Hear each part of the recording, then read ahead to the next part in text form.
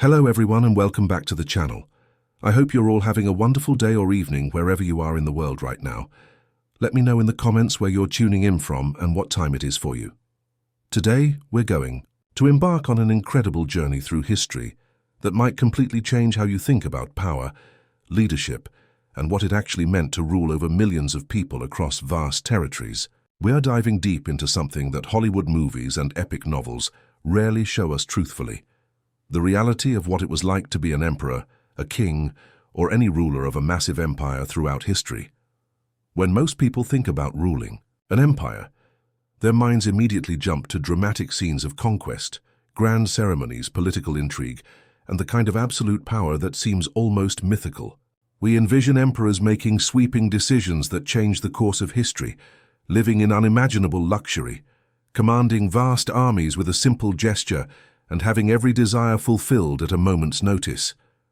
The popular imagination paints a picture of constant excitement, endless entertainment, and a life so far removed from ordinary existence that it seems like something from a fantasy novel. But here's what's absolutely fascinating, and what we're going to explore in incredible detail over the next few hours. The actual day-to-day reality of ruling an empire was often mind-numbingly boring, filled with administrative tedium, endless, bureaucratic procedures and routine tasks that would make even the most patient person want to scream with frustration. The truth is that running an empire was less like being a warrior king from an action movie, and much more like being the CEO of the world's largest, most complicated, and most dysfunctional corporation.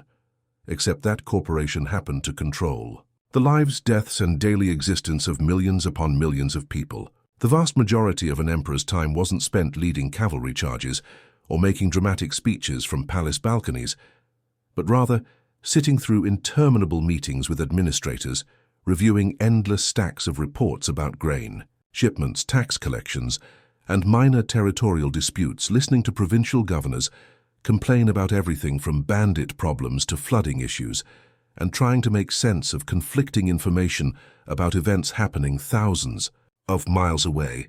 Think about it this way.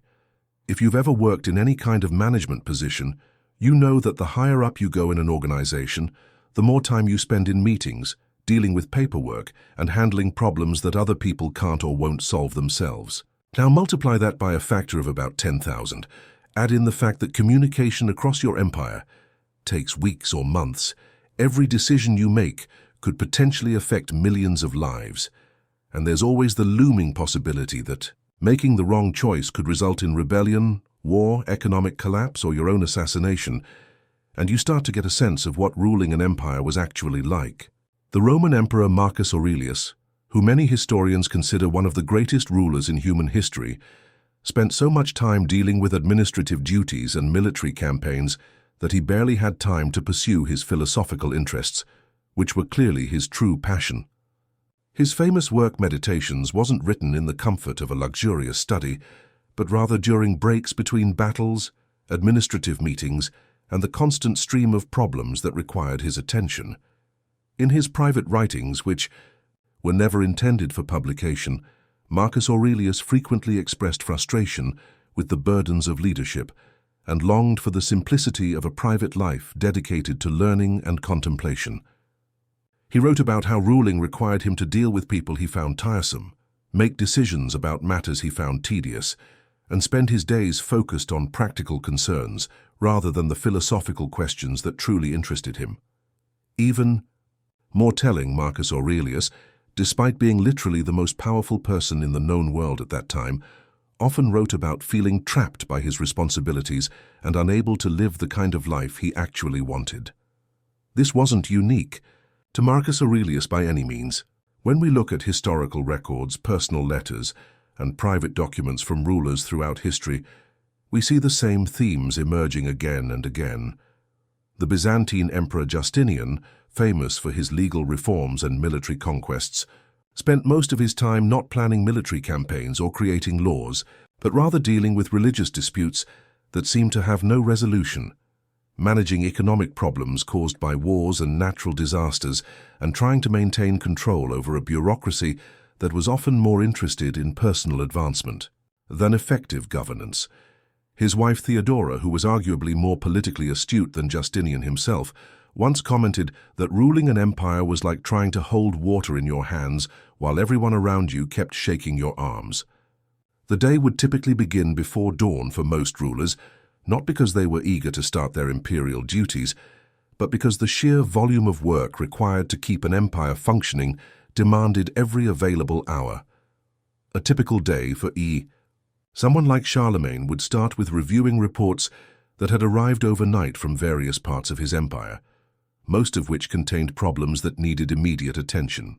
There might be reports of Viking raids along the coast, disputes between local nobles over territorial boundaries, complaints from church officials about secular interference in religious matters, requests for military assistance from allied kingdoms, economic reports showing concerning trends in tax collection, and dozens of other issues that required careful consideration and often immediate response. After reviewing these reports, which could easily take several hours, the emperor would typically meet with his closest advisors to discuss the most pressing issues. These meetings weren't the dramatic war councils depicted in movies, where decisive leaders make bold pronouncements and everyone rushes off to implement brilliant strategies. Instead, they were often tedious affairs where advisors presented conflicting information, argued about the best course of action, and frequently reached conclusions that satisfied no one completely. The emperor would have to weigh political considerations, economic implications, military feasibility, and potential consequences of every decision, often with incomplete information and under tremendous time pressure. After the morning meetings with advisors, there would typically be a series of audiences with various officials, dignitaries, and petitioners. This might sound impressive, like the kind of royal court scenes we see in historical dramas, but the reality was usually far more mundane. Most of these audiences involved listening to complaints, requests for favors, reports on local conditions, and appeals for imperial intervention in disputes that could have been resolved at lower levels. If local officials had been more competent or less corrupt, provincial governors would present lengthy reports on everything from road maintenance to tax collection, often spending hours discussing details that were important for effective governance, but utterly boring for anyone who wasn't directly involved. In administration, local nobles would request imperial support for their various projects and schemes, most of which were either impractical, too expensive, or designed primarily to benefit the nobles themselves rather than their subjects. Church officials would seek imperial approval for religious policies, resolution of theological disputes, and support for various ecclesiastical projects, often presenting arguments that were incomprehensible to anyone without extensive theological training. Foreign ambassadors would deliver messages from their rulers, negotiate trade agreements, and discuss territorial boundaries, usually through interpreters and with elaborate protocols that made simple conversations take hours to complete. All of this had to be handled with careful attention to protocol, political implications, and the complex web of relationships that held the empire together.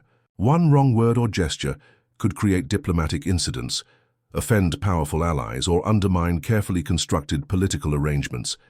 The emperor had to remember the personal histories, family connections, and political positions of hundreds or even thousands of individuals, because forgetting someone's title, mispronouncing their name, or failing to acknowledge their achievements could have serious consequences.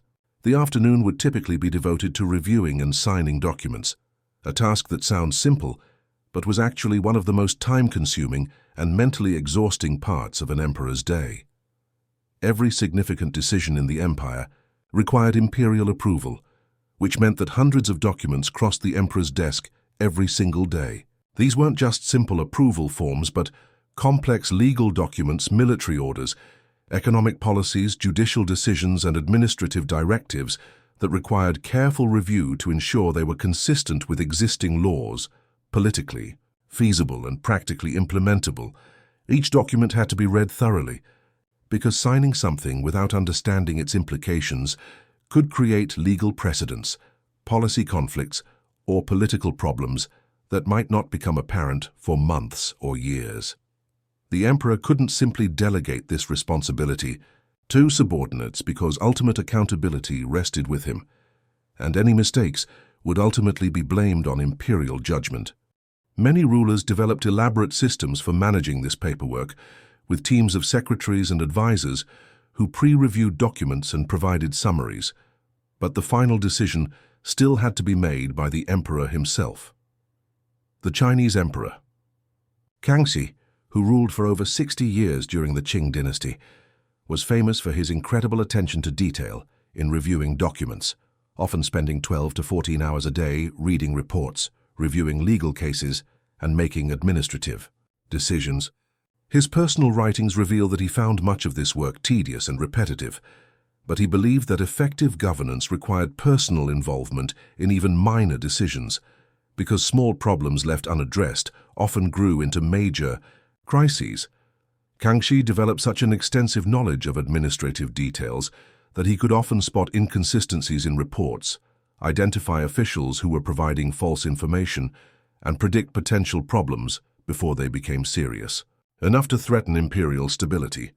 However, this level of attention to detail came at enormous personal cost, as Kangxi rarely had time for personal relationships, recreational activities, or the intellectual pursuits that he genuinely enjoyed.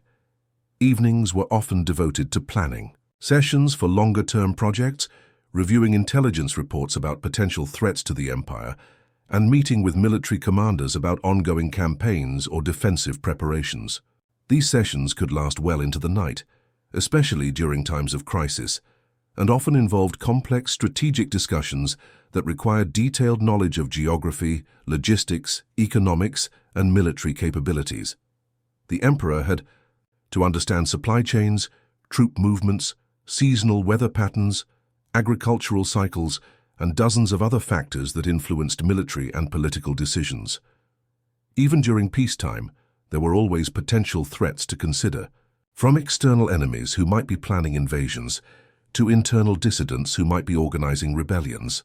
Intelligence networks provided constant streams of information about suspicious activities, political movements, and potential security threats, but this information was often incomplete, contradictory, or deliberately misleading, requiring careful analysis and often agonizing decisions about how to respond. The social aspects of ruling an empire were equally demanding and often just as boring as the administrative duties. Royal ceremonies, state dinners, and court functions were essential for maintaining political relationships and demonstrating imperial power, but they were also highly scripted, formal affairs that left little room for genuine human interaction or personal enjoyment. The emperor had to participate in countless rituals, many of which had been established centuries earlier and had little relevance to current conditions, but couldn't be changed without risking political or religious controversy. These ceremonies, often lasted for hours, required elaborate costumes and protocols, and demanded perfect behavior from everyone involved, because any deviation from established procedures could be interpreted as politically significant or religiously inappropriate. Court etiquette was so complex that entire books were written to explain proper behavior in the imperial presence, and violations of protocol could result in serious political consequences for the offenders and embarrassment for the emperor. Even supposedly recreational activities like hunting expeditions, musical performances, and literary gatherings were often actually political events designed to strengthen relationships with important nobles, demonstrate imperial wealth and power, and provide opportunities for informal diplomatic discussions. The emperor couldn't simply relax and enjoy these activities, but had to remain constantly aware of political undercurrents, carefully manage interactions with various participants, and ensure that his behavior supported broader imperial objectives. Personal relationships were particularly challenging for rulers, because genuine friendship and romantic love were often impossible to distinguish from political manipulation and opportunistic flattery. Everyone who had access to the emperor had reasons for wanting imperial favor, whether for personal advancement, family benefits, or political objectives, which meant that even seemingly sincere expressions of affection or loyalty might be calculated, attempts at manipulation. This created an atmosphere of constant suspicion and loneliness that many rulers found emotionally exhausting. The Emperor Nero, despite his reputation for extravagance and cruelty, wrote private letters expressing profound loneliness and difficulty trusting anyone around him because he could never be certain whether people liked him personally or were simply trying to gain imperial favor. Many rulers developed close relationships with servants, guards, or other individuals who had less obvious reasons for political manipulation, but even these relationships were complicated by the enormous power differential between the emperor and everyone else in society. The constant pressure of making decisions that affected millions of lives was perhaps the most psychologically demanding aspect of ruling an empire. Every policy decision, military order, judicial ruling, and economic measure had consequences that rippled throughout society, often in ways that were impossible to predict or control. The emperor knew that his choices could determine whether people lived in peace or died in wars, whether regions prospered or suffered economic hardship, whether justice was served or innocent people were punished, and whether the empire remained stable or descended into chaos. This level of responsibility was emotionally overwhelming for many rulers, especially those who genuinely cared about the welfare of their subjects. The weight of these decisions often caused physical and mental health problems, including insomnia, anxiety, depression, and various stress-related illnesses that were well documented by court physicians throughout history. The Mughal Emperor Akbar, despite his reputation as one of history's greatest rulers, suffered from frequent headaches, digestive problems, and periods of deep melancholy that court historians attributed to the stress of governance. His personal physician wrote detailed accounts of how the emperor's health deteriorated during times of political crisis, improved during peaceful periods, and was directly correlated with the difficulty of the decisions he was facing. Akbar himself wrote about feeling trapped by his responsibilities and envying ordinary people who could make personal choices without considering the welfare of millions of others. One of the most boring aspects of imperial rule was the incredible slowness with which anything significant could be accomplished. Modern people are accustomed to rapid communication and quick implementation of decisions, but in historical empires, even simple changes could take months or years to implement effectively. A decision made in the imperial capital might take weeks to reach provincial administrators, additional time for local officials to understand and prepare for implementation, and months more before the policy was actually put into practice throughout the empire. This meant that emperors often had to wait extended periods before seeing the results of their decisions, during which time conditions might change completely, making the original policy irrelevant or counterproductive. The Byzantine Empire was particularly notorious for bureaucratic delays, with some administrative processes taking years to complete even under the best circumstances. Emperors would issue orders expecting relatively quick implementation, only to discover months later that local officials were still debating how to interpret the imperial instructions, arguing about jurisdictional boundaries, or waiting for additional resources needed for implementation. This created endless frustration for rulers who wanted to see tangible results from their efforts, but instead found themselves caught in bureaucratic processes that seemed designed to prevent rather than facilitate effective governance. The Emperor Justinian reportedly became so frustrated with administrative delays that he created multiple parallel bureaucracies to handle the same functions, hoping that competition between different agencies would speed up implementation, but instead, this often created additional confusion and conflict that made delays even worse. Communication challenges were another constant source of boredom and frustration for imperial rulers.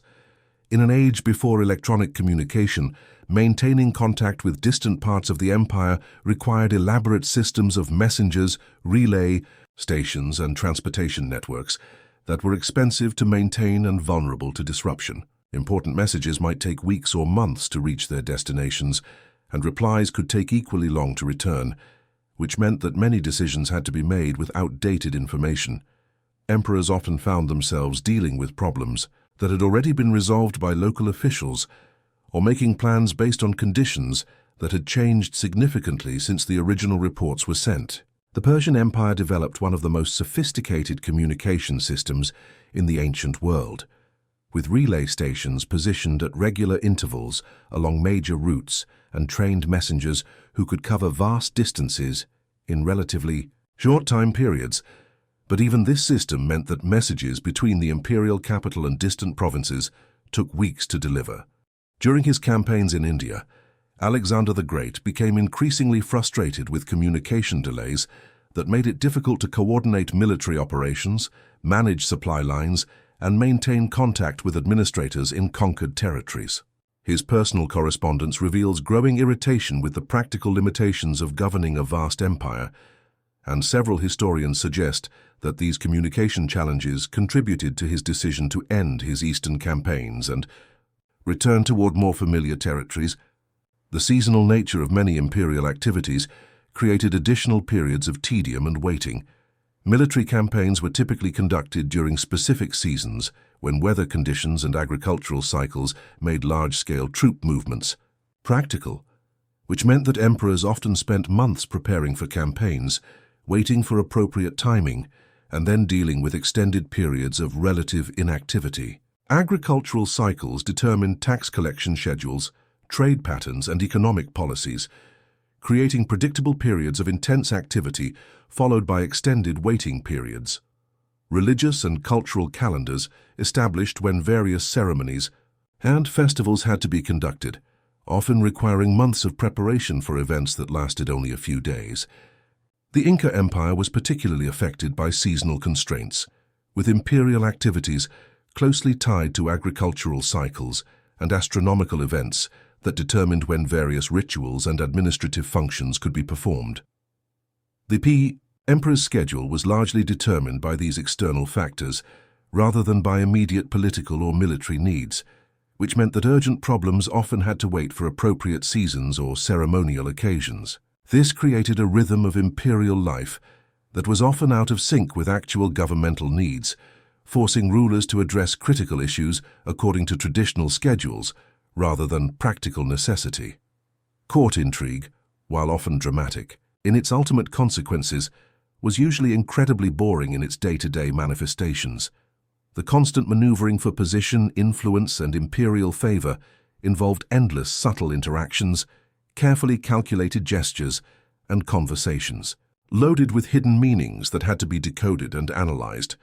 Emperors had to pay attention to seating arrangements at official functions, interpret the significance of gift exchanges, monitor alliance patterns among court officials, and track complex webs of family relationships and personal obligations that influence political behavior.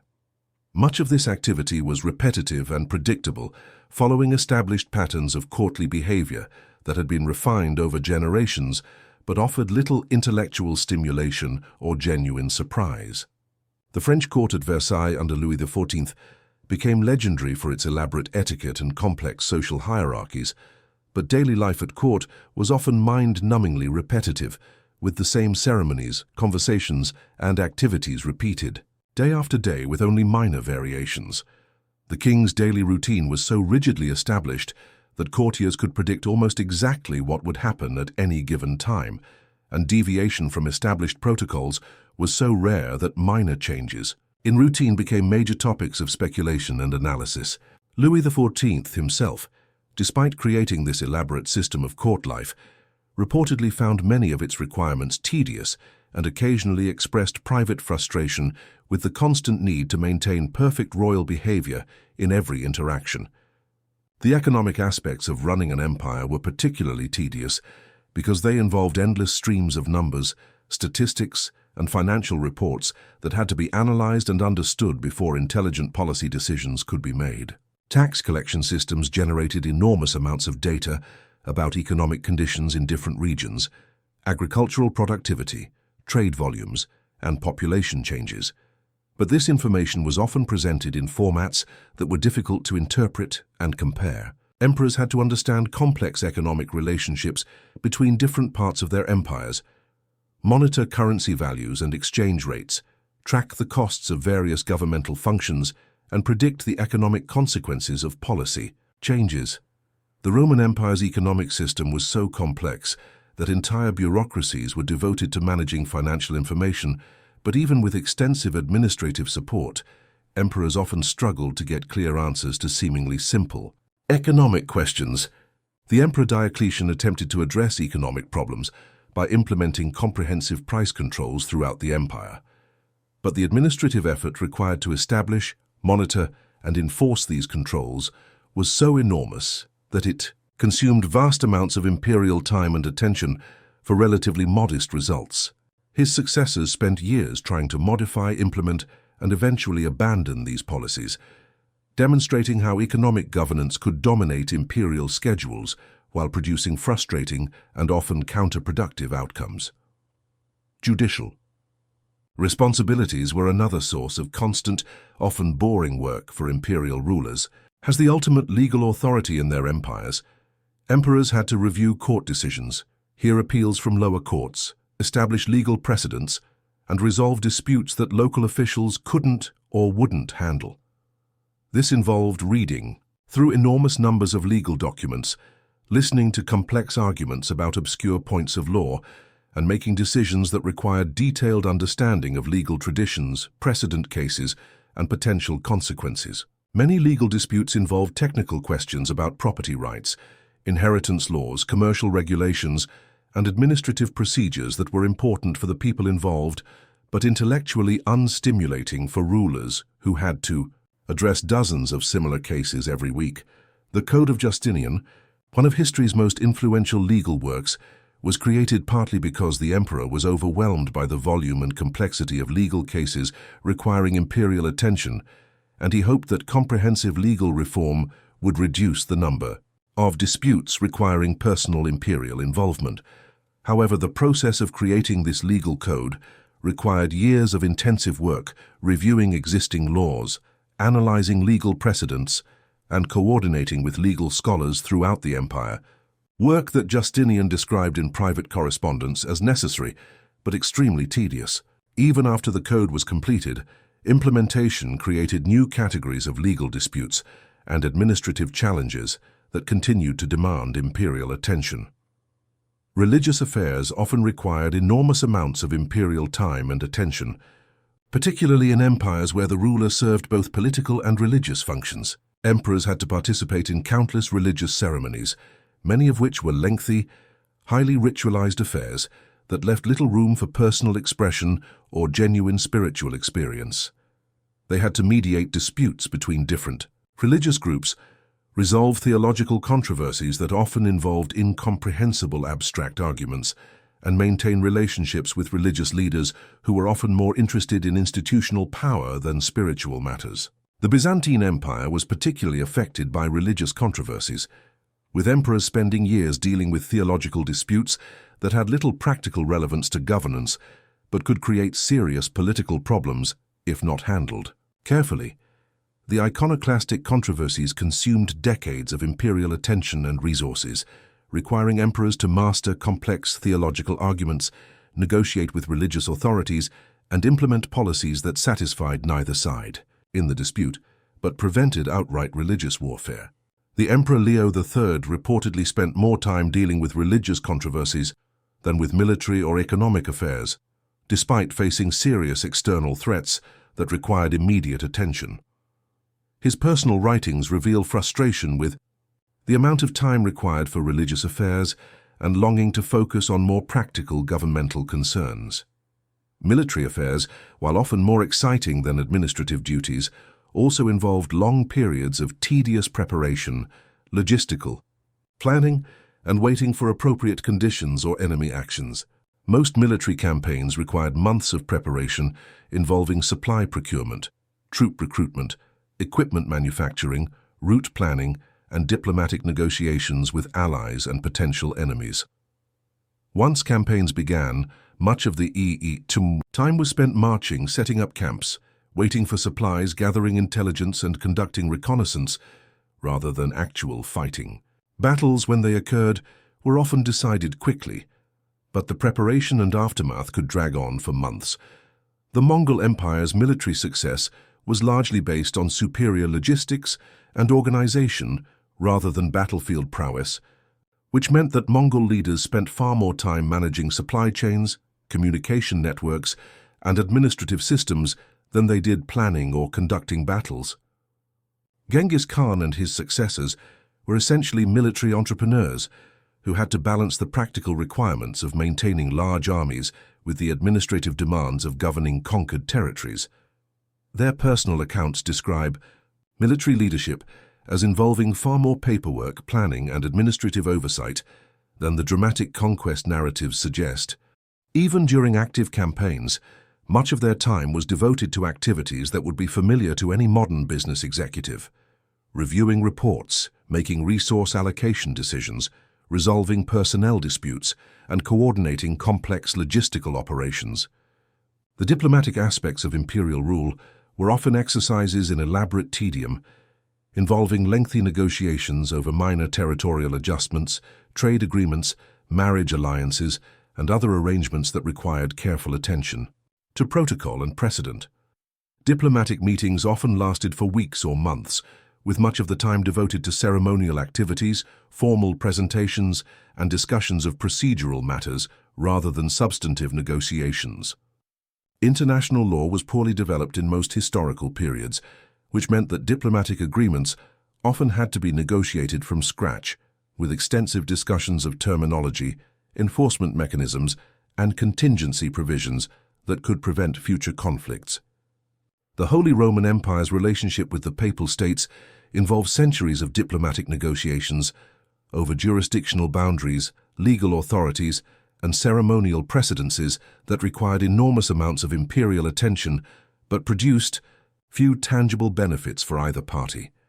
These negotiations were often conducted by highly educated specialists who could spend months debating minor points of protocol or legal interpretation, while emperors had to remain informed about the progress of discussions and make final decisions about acceptable compromises. The Emperor Frederick Barbarossa spent years negotiating with various popes over questions that modern observers might consider trivial, but which were considered essential for maintaining imperial dignity and legal authority. His correspondence reveals frustration with the slow pace of diplomatic progress and the enormous amount of time required to reach agreements that often satisfied no one completely. Personal security concerns created additional layers of tedium and restriction in imperial life. Rulers had to be constantly aware of potential assassination attempts, which meant that seemingly simple activities like eating meals, attending public events, or traveling between locations required elaborate security preparations. Food had to be tested for poison, routes had to be surveyed for potential ambush sites, crowds had to be searched and controlled, and living quarters had to be secured against intrusion. These security measures often made spontaneous activities impossible and required careful advance planning for even routine imperial functions. The constant presence of guards and security personnel meant that emperors rarely had genuine privacy or opportunities for informal interaction with others. Even supposedly private moments were often monitored by security staff, making authentic personal relationships extremely difficult to develop or maintain.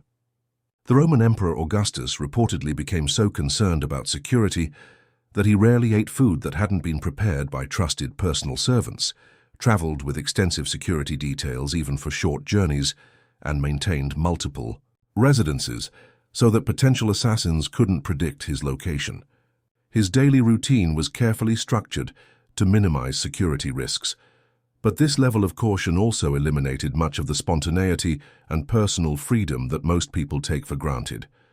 Later, emperors often found these security restrictions psychologically oppressive, but attempting to reduce security measures created additional risks and often resulted in successful assassination attempts that validated the need for constant caution.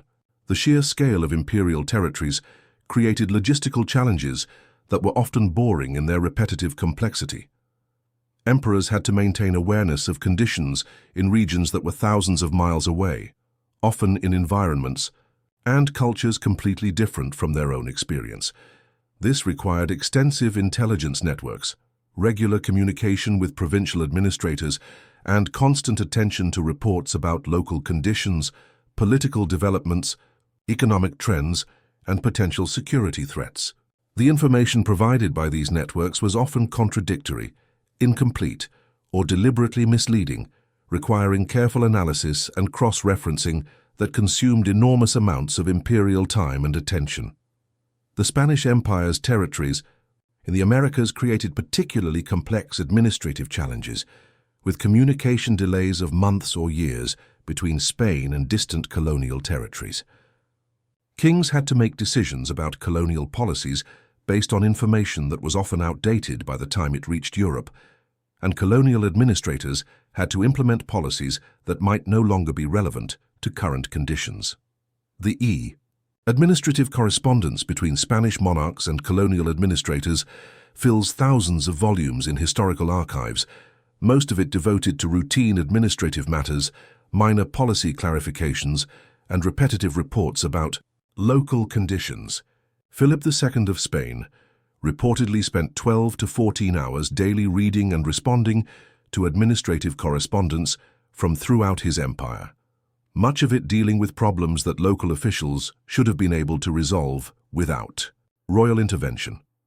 Cultural and linguistic diversity within empires created additional administrative burdens that were often more tedious than intellectually stimulating. Emperors had to maintain awareness of local customs, religious practices, legal traditions, and social structures throughout their territories, ensuring that imperial policies were adapted to local conditions without compromising overall unity and control. This required extensive knowledge of anthropological and sociological details that were often fascinating in themselves, but became tedious when they had to be considered in every policy decision. Translation services were essential for communication between imperial authorities and local populations, but maintaining accurate translation often required careful attention to nuances of meaning, cultural context, and potential misunderstandings. That could create serious political problems. The Austro-Hungarian Empire's linguistic diversity created enormous administrative challenges, with official documents often requiring translation into multiple languages and careful review to ensure consistent meaning across different linguistic and cultural contexts. The emperor had to be aware of how policy changes might be interpreted differently by various ethnic and linguistic groups, and imperial staff spent considerable time reviewing translations and cultural adaptations of official communications. This level of attention to detail was necessary for effective governance, but often involved mind-numbing repetition of similar processes for different regions and populations. Franz Joseph reportedly found the linguistic complexity of his empire exhausting, and occasionally expressed private frustration with the amount of time required to ensure accurate communication across different cultural groups.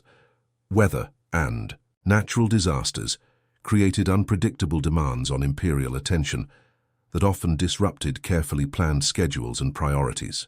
Floods, droughts, earthquakes, and other natural events required immediate imperial response, including disaster relief, reconstruction efforts, tax adjustments, and often temporary suspension of normal administrative procedures. These responses often required detailed knowledge of local conditions, available resources, and appropriate relief measures that emperors had to master quickly during crisis situations. Recovery efforts often continued for months or years, requiring sustained imperial attention long after the initial emergency had passed. The Chinese Empire's experience with natural disasters was particularly challenging because Chinese political theory held the emperor responsible for maintaining harmony between heaven and earth, which meant that natural disasters were often interpreted as signs of imperial failure or divine displeasure. Emperors had to respond not only to the practical requirements of disaster relief, but also to the political and religious implications of natural events. This created additional pressure to demonstrate appropriate imperial response and often required extensive ceremonial activities, public demonstrations of imperial concern, and careful management of public opinion during recovery periods. The Kangxi Emperor spent years dealing with the aftermath of major floods and earthquakes, not only coordinating relief efforts, but also managing the political and religious consequences of these events for imperial legitimacy and public confidence.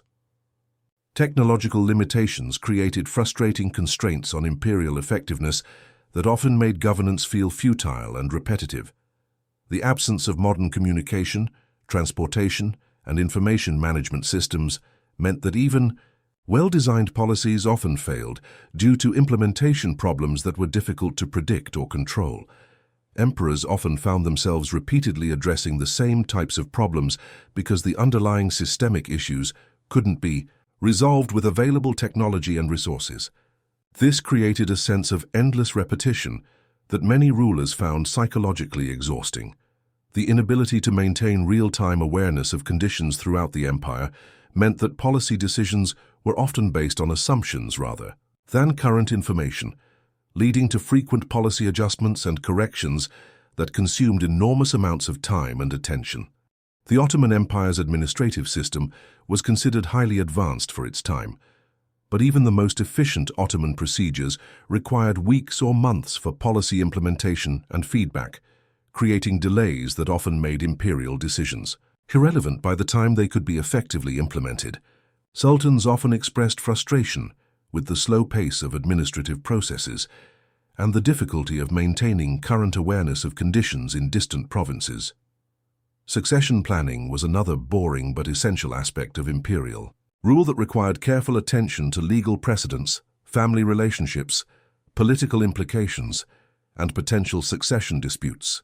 Emperors had to balance the needs of maintaining political stability with the practical requirements of preparing successors for the enormous responsibilities of imperial rule.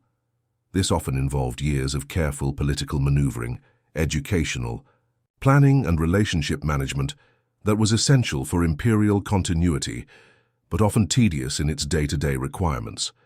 The complexity of imperial succession often created family tensions and political conflicts that required constant imperial attention and mediation. The Habsburg dynasty's succession practices created centuries of political complications, with complex inheritance laws, marriage alliances, and territorial arrangements that required constant attention from each generation of rulers. The practical requirements of maintaining dynastic continuity often took precedence over personal preferences and individual capabilities, creating situations where emperors had to spend enormous amounts of time preparing inadequate successors for responsibilities they were unlikely to handle effectively. Charles V reportedly spent years trying to organize succession arrangements that would maintain Habsburg unity and territorial integrity, but the complexity of these arrangements required so much imperial attention that other governmental responsibilities often received inadequate attention. The seasonal rhythms of agricultural societies created predictable but often boring cycles of imperial activity that were determined more by natural cycles than by political or military needs. Tax collection, military recruiting, judicial sessions, and many other governmental functions were tied to agricultural calendars, creating periods of intense activity followed by months of relative inactivity. These cycles were often inefficient from a governmental perspective, but couldn't be changed without disrupting the economic and social systems that supported imperial rule. Emperors often found themselves with little meaningful work during certain seasons, followed by overwhelming demands during peak activity periods that made effective time management nearly impossible. The Aztec Empire's governmental activities were closely tied to agricultural and religious calendars that determined when various administrative and ceremonial functions could be performed. This created a governmental rhythm that was often out of sync with immediate political needs, forcing emperors to address urgent problems according to traditional schedules rather than practical requirements. The emperor's personal schedule was largely determined by these external factors, limiting opportunities for strategic planning and responsive governance. Montezuma II reportedly found these traditional constraints frustrating when dealing with the Spanish conquest, because appropriate responses required flexibility and quick decision-making that were incompatible with established ceremonial and administrative schedules. Record-keeping requirements were another source of administrative tedium that consumed enormous amounts of imperial time and attention. Effective governance required detailed documentation of decisions, policies, legal precedents, financial transactions, and administrative procedures, but maintaining these records was incredibly time-consuming and often boring work. Emperors had to review documents for accuracy, ensure consistency with established precedents, and make decisions about classification and storage systems that would allow future retrieval of important information.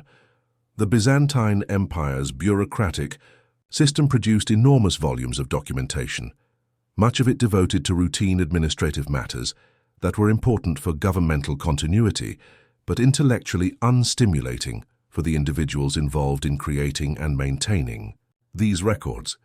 Emperors often spent hours reviewing documents that documented minor administrative decisions, routine financial transactions, and standard procedures that required imperial approval, but offered little opportunity for creative or strategic thinking. The practical requirements of maintaining governmental records often took precedence over more intellectually engaging aspects of imperial rule, creating a daily routine that was dominated by paperwork rather than leadership activities.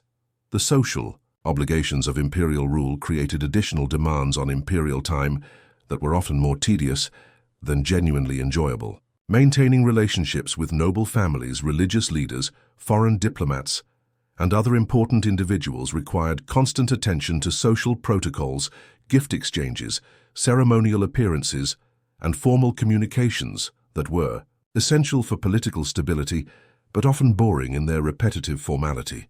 These social obligations often consumed entire days, with activities that offered little personal satisfaction or intellectual stimulation, but couldn't be avoided without creating political problems. The court ceremonies and social events that supported imperial rule were often highly scripted affairs that left little room for spontaneous interaction or genuine personal expression. Royal weddings, funeral ceremonies, religious festivals, and diplomatic receptions required extensive preparation and perfect execution, but the emperor's role in these events was often largely ceremonial, involving predetermined speeches, ritual, actions, and formal behaviors that offered little opportunity for creativity or personal initiative. Louis XVI of France reportedly found court ceremonies so tedious that he often appeared distracted or disinterested during important state functions, creating political problems that contributed to growing dissatisfaction with royal leadership. His personal writings reveal that he found many royal obligations intellectually unstimulating and would have preferred to spend his time on mechanical and scientific interests that genuinely engaged his curiosity and creativity. The isolation that came with imperial power often made even potentially interesting activities feel boring and repetitive, because emperors had few opportunities for genuine intellectual stimulation or authentic personal relationships. The combination of security concerns, political obligations, and social protocols meant that emperors rarely had access to the kind of informal discussion, intellectual debate, or creative collaboration that most people find mentally stimulating. Even supposedly private activities were often monitored or constrained by security and protocol requirements that limited opportunities for spontaneous experience or genuine personal expression. This isolation was often psychologically challenging for rulers who were naturally curious or intellectually active, creating a sense of intellectual stagnation that made even potentially interesting aspects of imperial rule feel routine and unfulfilling. The Emperor Hadrian, despite his reputation as one of Rome's most intellectually active rulers, wrote private letters expressing loneliness and intellectual frustration with the limitations of imperial life, noting that his genuine interests in architecture, poetry, and philosophy had to be subordinated to administrative duties that he found much less engaging.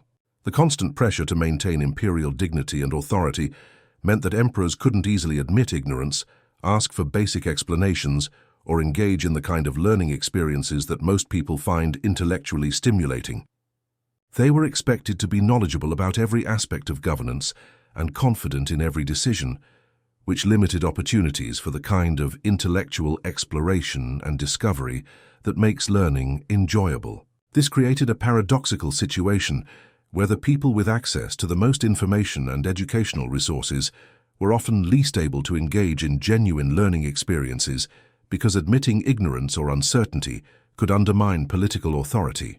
The administrative systems that supported imperial rule often became so complex that even the emperors themselves had difficulty understanding how their own governments actually functioned.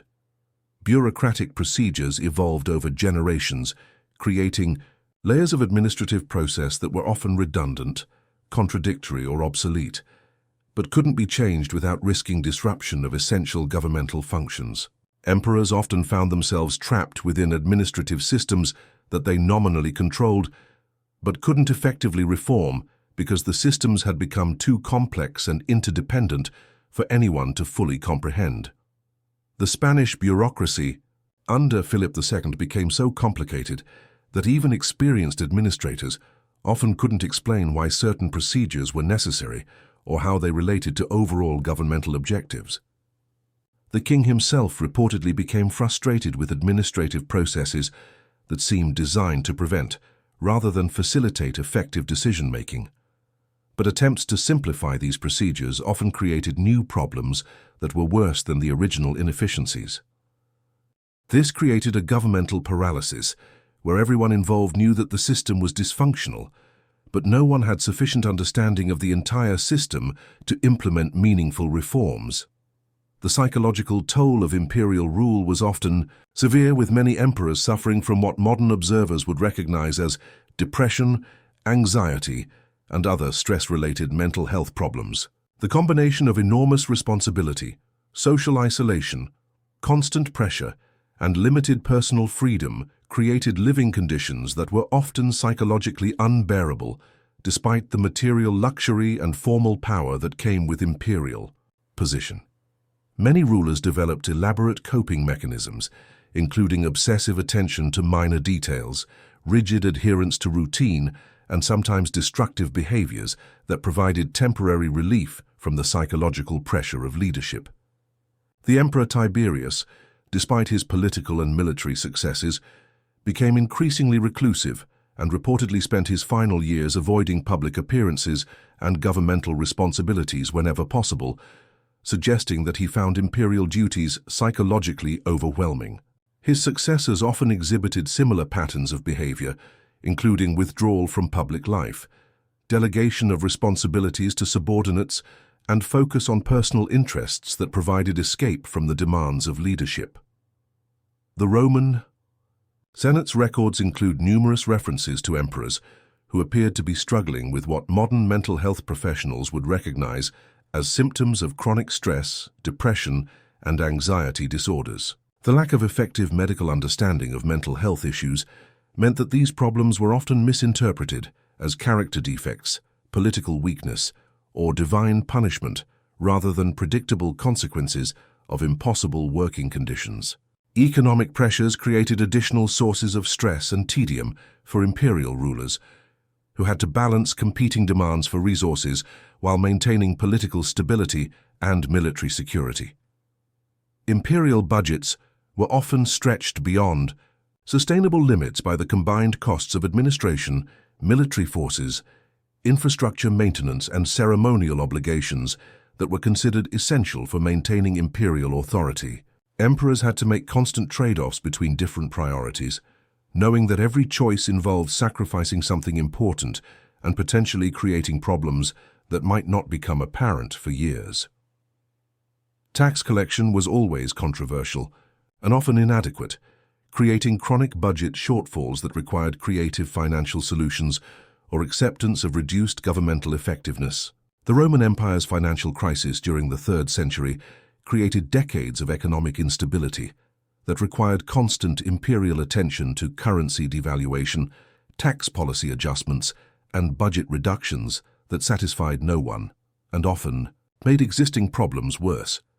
Emperors during this period spent most of their time dealing with financial emergencies rather than pursuing any coherent long-term policy objectives, creating a governmental focus on crisis management rather than strategic planning.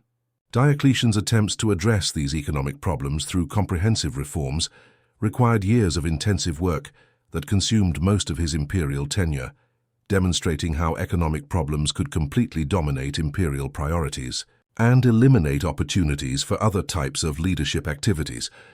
The technological limitations of historical periods meant that many problems that emperors faced repeatedly were essentially unsolvable with available resources and knowledge.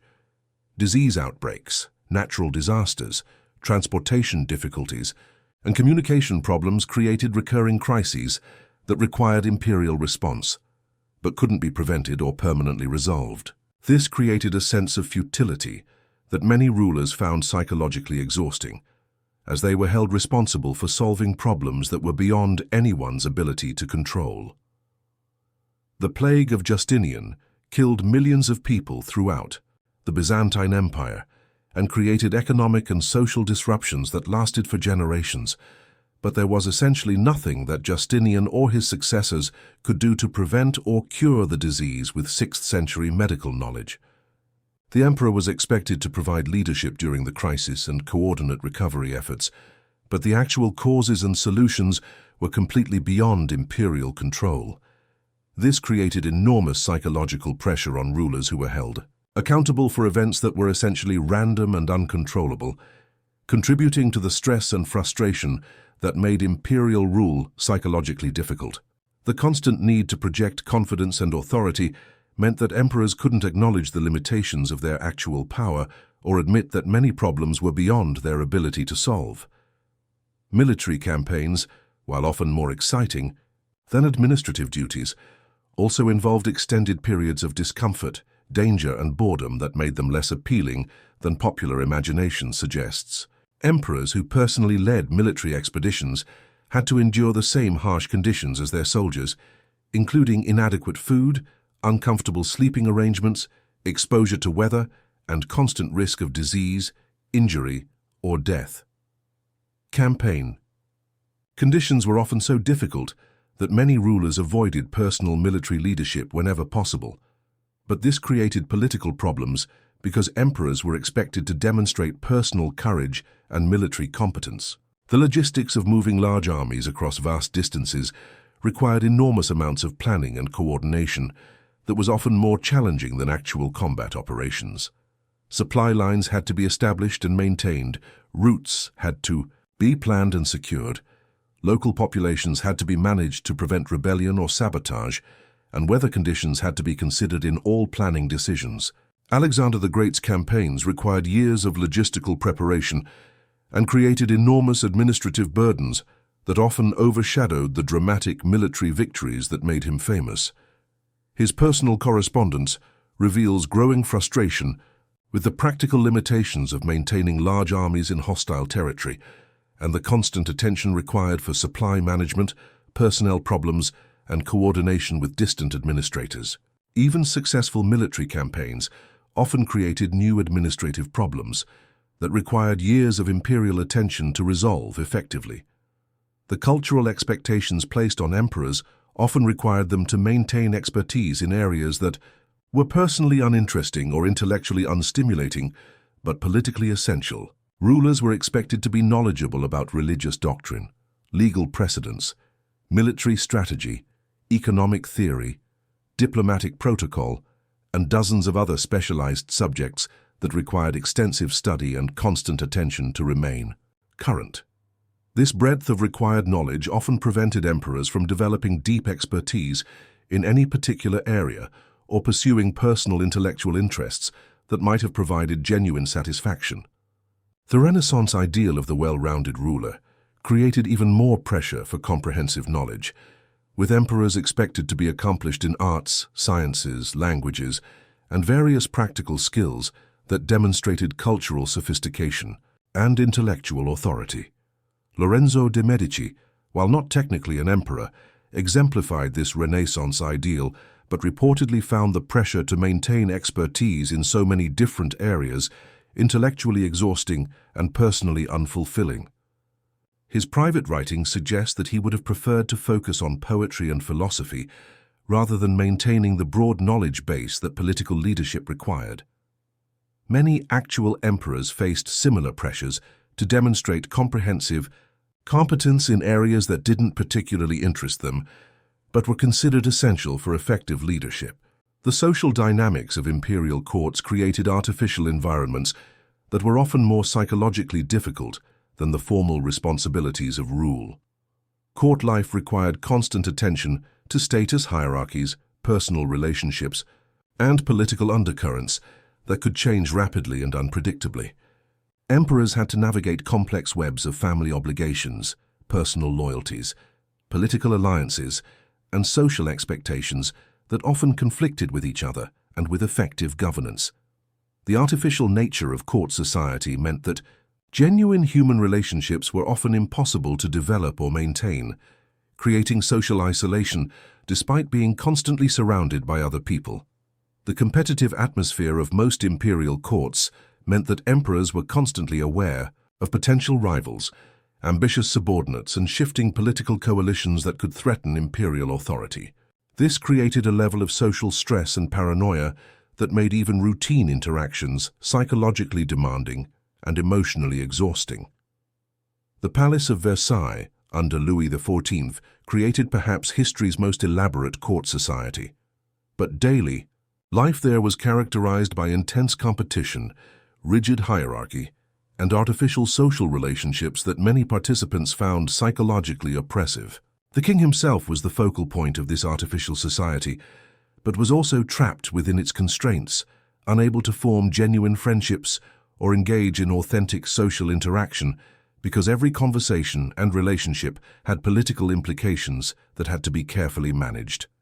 The health consequences of imperial rule were often severe, with many emperors suffering from stress-related illnesses, injuries from military campaigns, and various ailments that were exacerbated by the demanding conditions of leadership.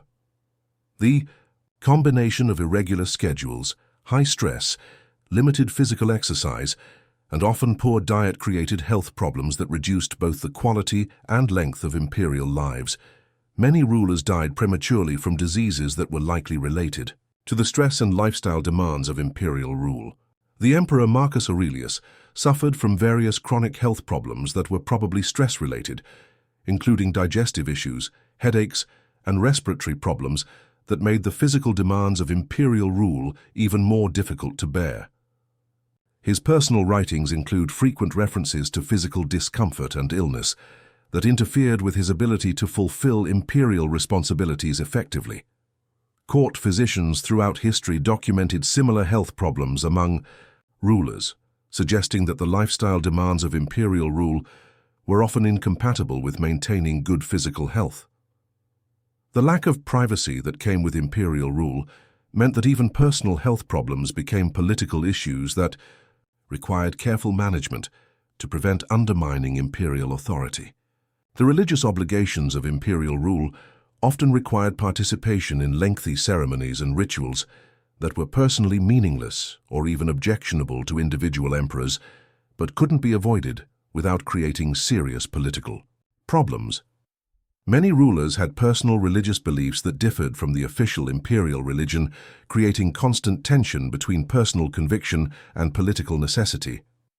The Byzantine Empire's complex theological controversies required emperors to take positions on religious questions that were often incomprehensible and irrelevant to practical governance, but could create serious political crises if handled incorrectly. The Emperor Justinian reportedly found theological disputes intellectually interesting, but was frustrated by the amount of time they required and their tendency to create political problems that interfered with more practical governmental concerns. His attempts to resolve religious controversies often created new disputes that were even more complex and time-consuming than the original problems. Later, Byzantine emperors often found themselves trapped in religious controversies that they couldn't resolve satisfactorily, but couldn't ignore without undermining imperial legitimacy. The ceremonial aspects of imperial rule required enormous amounts of time and attention, but often provided little personal satisfaction or intellectual stimulation. Royal ceremonies were typically highly scripted events that left no room for spontaneity or personal expression, requiring perfect execution of predetermined rituals that often had little relevance to current conditions or personal beliefs. The preparation time required for major ceremonies often exceeded the duration of the events themselves, with weeks or months of planning required for ceremonies that lasted only a few hours. The Emperor of Japan's traditional role required participation in hundreds of ceremonial activities throughout the year, many of which were so ancient that their original purposes had been forgotten but couldn't be abandoned without creating religious or political controversy. The amount of time required for ceremonial obligations often prevented Japanese emperors from engaging in governmental activities that might have been more personally meaningful or politically effective. Similar patterns existed in most historical empires, where ceremonial obligations consumed enormous amounts of imperial time without producing tangible benefits for either the ruler or the empire. The educational requirements for effective imperial rule were often so extensive that they consumed most of a potential ruler's youth and young adulthood, creating individuals who were technically prepared for leadership but often lacked the personal experiences and relationships that might have made imperial rule more psychologically sustainable. Imperial education typically focused on languages, law, military strategy, political theory, and various cultural accomplishments that were considered essential for rulers but often ignored personal interests, emotional development, and social skills that might have helped individuals cope with the psychological challenges of leadership. The Habsburg family's educational system produced technically competent rulers who often struggled with the personal and emotional demands of imperial rule because their education had focused exclusively on formal preparation rather than personal development. Many Habsburg emperors exhibited signs of social isolation, emotional instability, and difficulty forming genuine personal relationships that may have been consequences of educational systems that prioritized technical competence over psychological well-being. The irony of imperial power was that rulers who theoretically had unlimited authority were often less free than ordinary citizens to make personal choices, pursue individual interests, or live according to their own values and preferences. Every imperial decision had to be evaluated for its political consequences, public perception, and potential impact on imperial authority, which meant that personal preferences were often irrelevant to actual choices. This created a psychological burden that many rulers found increasingly difficult to bear over time, leading to various coping mechanisms that often included withdrawal from active governance, delegation of responsibilities to subordinates, or focus on personal activities that provided temporary escape from imperial obligations. The Emperor Hadrian's extensive travels throughout the Roman Empire were partly motivated by his personal interests in architecture and culture, but they also provided psychological relief from the constraints of life in Rome and the constant pressure of imperial obligations. His decision to spend years away from the imperial capital was politically controversial, but may have been psychologically necessary for maintaining his effectiveness as a ruler.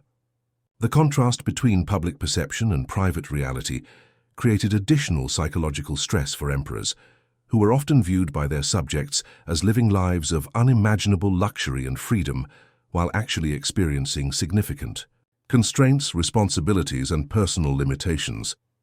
Popular imagination focused on the ceremonial aspects of imperial rule and the material privileges of imperial position, while ignoring the psychological costs and practical limitations that made imperial rule often more burdensome than enjoyable. This disconnect between public perception and private reality meant that emperors received little sympathy or understanding for the genuine difficulties of their position, creating additional psychological isolation and stress. The Emperor Augustus reportedly expressed private frustration with the public's romanticized view of imperial rule and their inability to understand the actual constraints and responsibilities that shaped his daily life. He noted that people envied his formal power and material privileges without recognizing the personal costs and limitations that came with imperial position. The longevity required for effective imperial rule often meant that emperors outlived most of their contemporaries, creating increasing social isolation as they aged. The combination of their unique position and the natural effects of aging meant that many long-serving rulers found themselves increasingly disconnected from contemporary society and culture, making it difficult to understand or respond effectively to changing conditions within their empires. The Emperor Kangxi ruled for over 60 years and reportedly felt increasingly isolated from his subjects and even his own family as he aged, because his unique experiences and responsibilities had created a perspective that few others could understand or share. His later writings suggest growing loneliness and difficulty relating to people who hadn't experienced the particular challenges and constraints of long-term imperial rule. The administrative burden of imperial rule often grew heavier over time, as empires became more complex and bureaucratic procedures became more elaborate, meaning that emperors who served for extended periods often found themselves spending increasing amounts of time on routine administrative tasks and decreasing amounts of time on strategic planning or creative leadership activities. This created a pattern where successful emperors often became less effective over time, not because of personal decline, but because the systems they ruled became increasingly unwieldy and bureaucratic. The cumulative psychological impact of years of imperial rule often resulted in personality changes that made emperors less effective leaders and less satisfied individuals. The constant pressure, social isolation, and responsibility for others' lives created psychological adaptations that were often unhealthy and sometimes led to behavior that undermined both personal well-being and effective governance. Many long-serving emperors exhibited increasing paranoia, social withdrawal, obsessive attention to minor details, and difficulty trusting others, suggesting that the psychological demands of imperial rule were often unsustainable over extended periods. The Emperor Tiberius became increasingly reclusive during his later years and reportedly spent months avoiding public appearances and governmental responsibilities, suggesting that he found continued imperial rule psychologically unbearable despite his earlier effectiveness as a leader. His behavior patterns were repeated by numerous other long-serving rulers throughout history, indicating that the psychological costs of imperial rule were often cumulative and increasingly difficult to manage over time. The financial costs of maintaining imperial lifestyle and governmental systems often consumed enormous resources that might have been used more effectively for practical governmental purposes, creating a tension between the ceremonial requirements of imperial authority and the practical needs of effective governance. The elaborate courts, ceremonial events, and symbolic displays that were considered essential for maintaining imperial prestige often required expenditures that strained imperial budgets and limited resources available for infrastructure, military forces, and administrative systems that actually contributed to governmental effectiveness. The Palace of Versailles consumed enormous amounts of French royal resources and required constant attention from Louis XIV, but its contribution to effective governance was questionable and may have actually interfered with practical governmental activities. The king spent enormous amounts of time managing court life and ceremonial activities that were designed to demonstrate royal power, but often prevented him from focusing on policy decisions and administrative oversight that would have been more beneficial for French society. The technological and scientific limitations of historical periods meant that many imperial decisions had to be made without adequate information or understanding of their likely consequences, creating constant uncertainty and frequent policy failures that were psychologically frustrating for rulers who were held responsible for outcomes that were often largely determined by factors beyond their control. The inability to predict weather patterns, understand disease transmission, or analyze economic trends with modern precision meant that even well-intentioned imperial policies often produced unexpected results that created new problems requiring additional imperial attention. The Emperor Justinian's attempts to reconquer former Roman territories in the West were based on incomplete understanding of economic, military, and political conditions in those regions, leading to campaigns that consumed enormous resources and imperial attention, but ultimately failed to achieve their objectives. His experience demonstrates how technological limitations could make imperial decision-making essentially a process of educated guessing rather than informed policy analysis, creating psychological stress for rulers who were expected to make wise decisions with inadequate information. The seasonal and cyclical nature of many imperial responsibilities created periods of intense activity, followed by extended periods of relative inactivity that made it difficult to maintain consistent focus and momentum on important long-term projects. The agricultural cycles that determined tax collection, military recruiting, and many other governmental activities created a governmental rhythm that was often inefficient and frustrating for rulers who wanted to maintain steady progress on important policy initiatives. These natural cycles were often inflexible and couldn't be adjusted to accommodate political or military needs, creating situations where urgent problems had to wait for appropriate seasons or ceremonial occasions before they could be addressed effectively. The Chinese Empire's governmental activities were particularly affected by seasonal constraints, with many administrative and ceremonial functions tied to agricultural and astronomical cycles that determined when various activities could be performed. This created long periods when emperors had relatively little meaningful work to do, followed by intense periods of activity that made effective time management nearly impossible. The inefficiency of these seasonal patterns was often frustrating for emperors who wanted to maintain steady progress on governmental objectives, but were constrained by traditional schedules that couldn't be changed without disrupting the social and economic systems that supported imperial rule. The international nature of most empires created diplomatic obligations and communication challenges that consumed enormous amounts of imperial time and attention, but often produced few tangible benefits for imperial objectives. Maintaining relationships with neighboring rulers, managing trade agreements, and coordinating responses to external threats required constant attention to diplomatic protocols and international developments that were often more time-consuming than domestically focused governmental activities. The complexity of international law and diplomatic precedent meant that even minor international agreements often required extensive negotiation and careful attention to details that could have significant long-term consequences, but were often boring and repetitive in their immediate requirements. The Holy Roman Empire's relationships with other European powers required constant diplomatic attention and frequent imperial involvement in negotiations that often lasted for months or years while producing agreements that satisfied no one completely, and often created new sources of international tension. The Emperor Charles V spent enormous amounts of time managing diplomatic relationships that were essential for imperial security, but often prevented him from focusing on domestic issues that were equally important for imperial effectiveness. His correspondence reveals frustration with the amount of time required for international diplomacy and the difficulty of balancing competing international obligations with domestic governmental needs. The legacy considerations that influenced imperial decision-making often created additional psychological pressure and limited policy flexibility, as rulers were conscious that their choices would be evaluated by future generations and wanted to avoid decisions that might damage their historical reputations.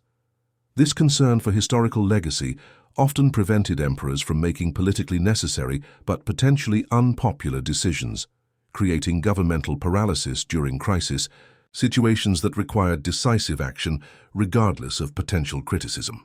The desire to be remembered positively by future generations was often incompatible with the practical requirements of effective governance, which sometimes required harsh measures, unpopular policies, or morally ambiguous choices that were necessary for imperial stability, but could damage historical reputations. Augustus spent considerable effort managing his public image and historical legacy, often making policy decisions that were influenced more by concerns about future historical evaluation than by immediate practical considerations. His careful attention to historical reputation may have contributed to his long-term success as a ruler, but it also created additional psychological pressure and sometimes prevented him from taking actions that might have been more effective, but politically risky. The ultimate irony of imperial rule was that the individuals who achieved the highest positions of formal authority in human society were often among the least free to live according to their personal preferences, pursue individual interests, or make choices based on personal values rather than political calculations. The enormous responsibility, constant scrutiny, and complex obligations that came with imperial power created living conditions that were often psychologically oppressive despite the material privileges and formal authority that made imperial positions appear enviable to outside observers. This contradiction between apparent power and actual freedom was a source of ongoing psychological tension for many rulers throughout history, contributing to the patterns of stress, isolation, and mental health problems that affected numerous emperors across different cultures and time periods. The recognition that ultimate political power often came at the cost of personal freedom and individual fulfillment was a common theme in the private writings of many historical rulers, suggesting that the psychological costs of imperial rule were widely understood, even if they were rarely discussed publicly.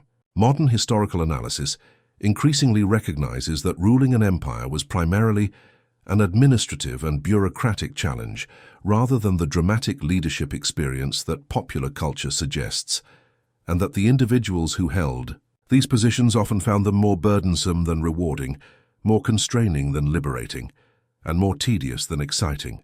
This understanding helps explain why many capable potential rulers throughout history chose to avoid imperial positions when possible, and why many emperors who achieved power found ways to delegate or escape from their responsibilities whenever circumstances allowed.